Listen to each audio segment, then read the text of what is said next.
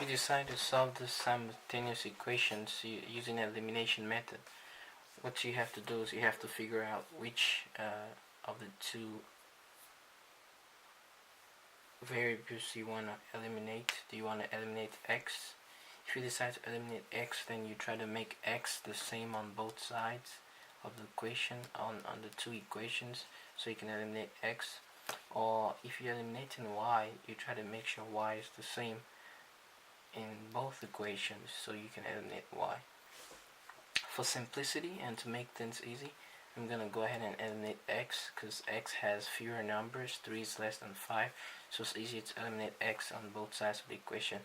But to eliminate x, equation 1 has just x by itself, the coefficient here.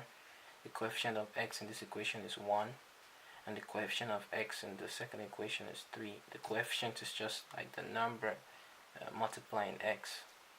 So to eliminate x in these two equations, we have to make sure x is the same on both sides. One way to do it is by multiplying equation 1 by 3, because if I go ahead and multiply equation 1 by 3, everything in equation 1 I'm going to multiply it by 3. I'm going to have 3x plus 2y equals 5 plus 2y times 3 equals 5 times 3. And this is equation 1 multiplied by 3.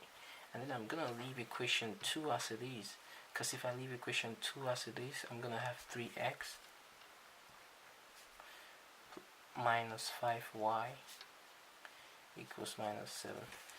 In reality, what we actually did was we multiplied equation 2 by 1. And when you multiply it by 1, everything stays the same. And the 1 is the coefficient of x in this equation. So we multiplied equation 2 by 1, and multiplied equation 1 by 3. So 3 times x is 3x, 3 times 2y, that's 3 times 2y, 3 times 5 is 3 times 5. So if we go ahead and rewrite equation 1 multiplied by 3, it's going to be 3x plus 6y equals 15. And that's equation 1 multiplied by 3. Now equation 2 is 3x, equation 2 multiplied by 1, 3x minus 5 equals minus 7. So now we can eliminate x. How? We subtract the equation 1 multiplied by 3 from equation 2. We can actually call this equation 3 and call this one equation 4. So we can subtract equation 3 from equation 4. We can subtract equation 4 from equation 3.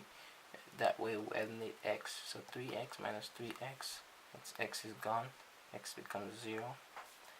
6y minus 5. So let's do that on the side. 6y minus 5y. Minus times minus is plus, so that's 6y plus 5y. That's 11y. So 11y equals 15 minus 7. So 15 minus 7, that's 15. Minus times minus is plus. 15 plus 7, that's 22. So it was 22. So 11y equals 22. So how do we find y? We divide both sides by 11. So 11y over 11 equals 22 over 11. 11 here cancels 11. 11 here is 2. So y equals 2. So now we found the value of y. How do we find the value of x?